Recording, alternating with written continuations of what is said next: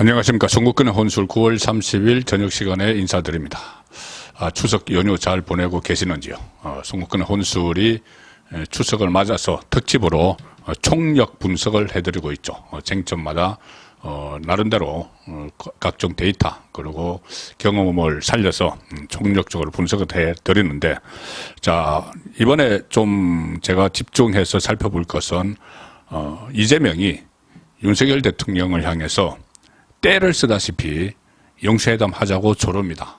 자, 지금 이 본인이 영장이 기각되고 나서 또 무슨 민생 영수회담 이렇게 이야기를 꺼냈는데, 이번이 무려 8번째입니다. 이재명이 취임하고 나서 1년 요 동안 8번째 영수회담 하자고 이야기를 했는데, 공교롭게도 그때마다 영수회담 이야기를 꺼낼 때마다 이재명이 이 사법리스크 고비에 걸렸을 때 기소가 됐다든가 검찰 소환 통보를 받았다든가 이런 때마다 꺼내드는 것이 이 영수회담 하자입니다. 윤석열 대통령하고 단독으로.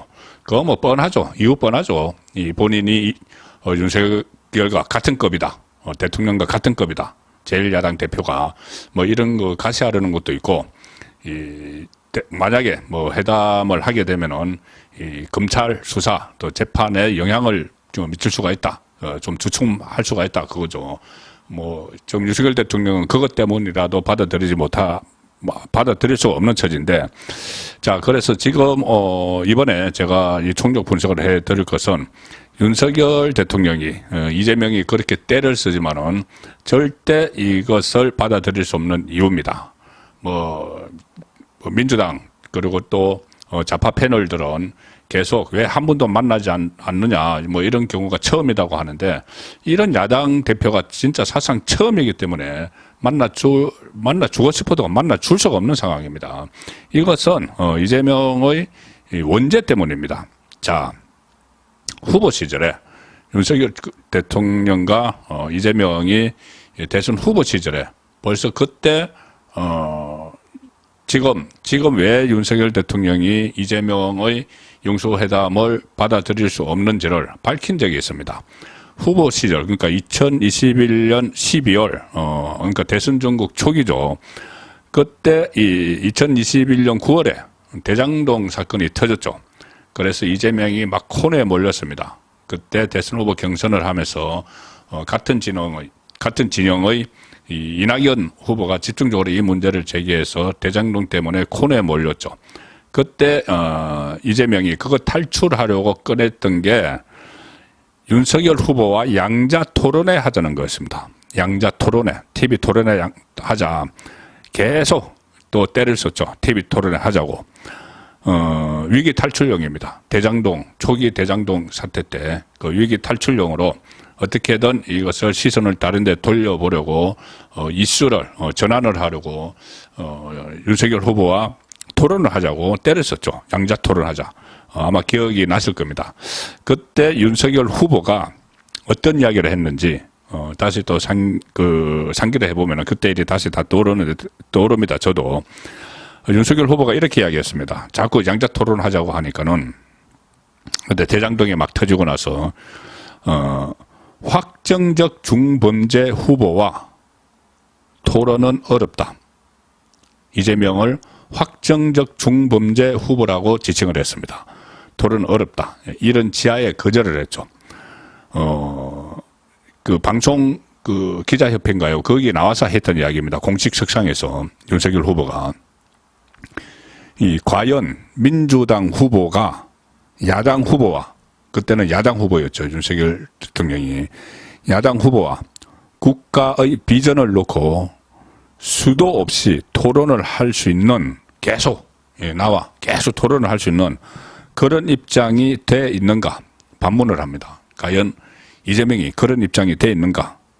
확정적 중범죄 후보이기 때문에 물타기를 하려는, 자기의 범죄 혐의를, 확정적 중범죄 혐의를 물타기 하려는 정치 공세적 토론을 제안하는 것인데, 그건 받아들일 수 없다. 그 기조를 계속 유지했죠. 확정적 중범죄 후보자가 정책을 놓고 토론을 하자, 이것은 물타기다. 진정한 토론이 될 수가 없다. 그 확고한 이 원칙이 있었던 겁니다. 자, 지금 이제 2년 가까이 흘러서, 지금도 이재명이 지금뿐이 아니고, 윤석열 대통령이 집권하고 나서 본인이 대표가 되고 나서 1년여 동안 똑같이 계속 때를 썼습니다. 그때는 양자토론회, 지금은 그 윤석열 후보와 양자토론회, 지금은 윤석열 대통령과 뭐 소위 영수회담. 그런데 지금도 그때와 마찬가지로 더구나 지금은 대통령이 된 입장에서 제1야당, 한 사람은 제1야당, 한 사람은 대통령. 그때는 여야 후보였어도 이 정책 토론을 할 수가 없다. 물타기가 다 돼버리기 때문에, 확정적 중범죄자이기 때문에. 그때 못했는데, 안 했는데, 지금은 오히려 더 한쪽은 대통령이고, 한쪽은 야당 대표고, 모든 이목이 쏠리는데, 확정적 중범죄 혐의에서 벗어나지 못하고, 오히려 더 정폭이 된, 그때는 대장동이었지만은, 지금 백현동, 뭐 정자동, 성남FC, 뭐 새도 없이 10가지 정도 중범죄 혐의를 받고 있는, 그래서 검찰이 이 영장에서, 구속영장에서 36년 아니면 무기징역을 받을 수 있는 혐의다. 이렇게까지 이야기한 사람, 확정적 중범죄 혐의자와, 지금 머리를 맞대고 하는 것은, 이것은 그때 그 토론회를 하자고 하는 것처럼 물타기 하려는 것이다. 자, 그런 수사, 재판을 다 받고 있기 때문에, 자, 그런 인식이 기본적으로 있는 것이고, 이 윤석열 대통령이 절대 받아들일 수 없는 이유가, 그리고, 지금은 대통령으로서, 그때와는 또 다릅니다. 야당 후보, 그때는 야당 후보, 지금은 대통령으로서, 만약에 이 재판을 줄줄이 받고 있고, 검찰 수사가 아직 상당히 많이 남은 이 확정적 중범죄 후보자와 이 토론을 하게 되면은, 토론이 아니죠. 이제 회담을 하게 되면은, 그것은 잘못된 시그널을 줄 수가 있다. 확정적 중범죄를 일단 뒤로 제치고, 정책 논의를 하는구나. 그러면은, 이 재판 좀 연기해야 되는 거 아니야? 수사? 이거 좀 약하게 해야 되는 것 아니야? 대통령이 그런 잘못된 시그널을 줄 수 있기 때문에 안 한다는 거죠. 자, 그것은 아주 원칙적인 이야기고, 그 다음에 또 하나는 이 영수회담이라고 자꾸 이름을 붙이는 것. 이재명이, 그리고 민주당도 영수회담. 이것은 과거에 이 대통령이 여당 총재일 때, 그때 했던 겁니다. 가령 이 김영삼이 그때 대통령이면서 이 민자당의 총재였죠. 그래서 김대중 당시 이 평민당 총재와 대통령이자 이 민자당 총재인 김영삼이 회담을 하면은 그건 영수회담입니다. 총재 대 총재. 자, 그런데 그 이후에 김대중 정권 초반에 이게 분리가 됐습니다. 그래서 총재를 겸하지 않죠. 대통령이. 지금까지도 그렇습니다. 그러니까 영수회담이란 말은 그때 쓸 수가 있는 건데, 지금 영수회담 이렇게 하는 것은 이재명이 본인을 대통령과 동격에 놓기 위해서 계속 의도적으로 왜곡을 해서 사용하는 말이죠. 지금까지 8번 모두 사법 리스크 때마다 영수회담 이렇게 이야기했는데, 그것은 대통령과 대등한 위치에 있다. 이것을 대외적으로 과시를 하려는 의도다. 그래서 사법 리스크, 검찰의 수사를 무디게 하려는 그런 의도가 다 깔려 있다. 그래서 받아들이지 않는 겁니다. 자, 이것까지는 지금까지 상당히 이런 분석들은 많이 있었죠. 그런데 제가 볼 때는 지금 가장 큰 이유는 실제로는 윤석열 대통령이 이재명의 생때를 부림에도 불구하고 이것을 전혀 받아들일 수 없는 것은 바로 이재명과 그 주변의 대선 불복 심리입니다. 대선 불복 심리. 지금 이 정권 교체가 된 지 1년 반이 지났는데도 여전히 대선 불복 심리가 있죠. 어떻게 보면은 대통령으로 윤석열 대통령을 인정하지 않는 그런 분위기가 이재명, 그리고 이재명의 주변에 몇 사람 사이에 팽배합니다. 그때 뭐 이재명 쪽의 뭐 한 명 나와서 뭐 유튜브에서 윤석열 대통령이라고 생각하지 않는다. 뭐 딱 느낌적으로는 이재명 대통령 뭐 이런 이상한 소리를 했던 인물도 한 사람이 있었죠.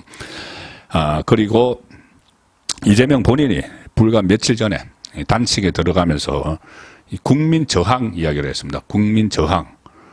그리고 촛불 들고 모여라. 그때 박근혜 정권을 탄핵할 때 그때처럼 촛불을 들고 모여라 이런 메시지를 막 냈고 국민 저항 이야기를 몇 번이나 했습니다. 국민 저항은 탄핵하겠다는 이야기죠. 불과 며칠 전에 그런 이야기를 했습니다. 그리고 김어준 TV와 김어준 유튜버와 인터뷰를 했었나요? 여차하면 대통령을 끌어내릴 수도 있다. 끌어내릴 수 있다. 이런 말을 불과 며칠 전에 했습니다. 불과 며칠 전에 하고 탄핵 들어가면서 윤석열 대통령 사과를 하라느니 개각을 하라느니 이 후쿠시마 오염 처리수 문제에 대해서 국제기구에 제소를 하라느니 이렇게 하면서 그걸 안 하면은 끌어내릴 수 있다. 국민 저항에 부딪힐 거다. 촛불에 휩싸일 것이다. 이런 이야기를 해놓고 불과 며칠 됐다고 지금 자기가 마치 영장 기각이 된 것이 무죄라도 받은 양 이렇게 선전하고 왜곡하기 위해서 지금 용서회담을 주장을 하는 것이죠. 그리고 사실 윤석열 대통령 입장에서 보면은 이재명이 당대표가 되고 나서 모든 국정 운영을 사사건건 다 방해를 했습니다. 다른 거는 여러 가지 너무 많아서 일일이 말하기도 그런데 최근에만 해도 장관들 계속해서 탄핵하겠다. 실제로 이상민 장관 탄핵을 해서 행안부 장관이 150일 동안 제대로 역할을 못하게 만들었죠.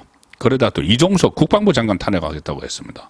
지금 국방부 장관이 바뀌었기 망정이지 안 바뀌었으면 탄핵을 해서 국방부 장관이 한 150일 동안 또 헌재에서 결정이 날 때까지 또 아무 일도 못할 뻔하게 만들 수가 있었고 만들려고 했었고 지금 또 한동훈 장관 탄핵하겠다. 이렇게 사사건건 발목을 잡는데 자기 이 사법 리스크를 벗어나기 위해서 그렇게 하는 제1야당 대표와 영장이 기각됐다고 회담을 한다? 그러면은 이것은 완전히 이재명이 노리고 있는 그 수에 넘어가는 셈이 되는 것이죠. 그래서 제가 볼 때는 이재명의 원죄, 사법 리스크, 그리고 대선 불복 심리 이것이 계속 자리 잡고 있는 한 이재명의 정치적 명운이 언제 끝날지 모르지만 총선 전에 끝날 가능성이 상당히 높습니다. 명운이 끝날 때까지 그리고 이 정치권에서 퇴장할 때까지 윤석열 대통령과의 회담, 마주 앉을 일은 없을 것이다. 그렇게 내다봅니다. 송국근의 혼술이 보내드리는 집중 분석이었습니다.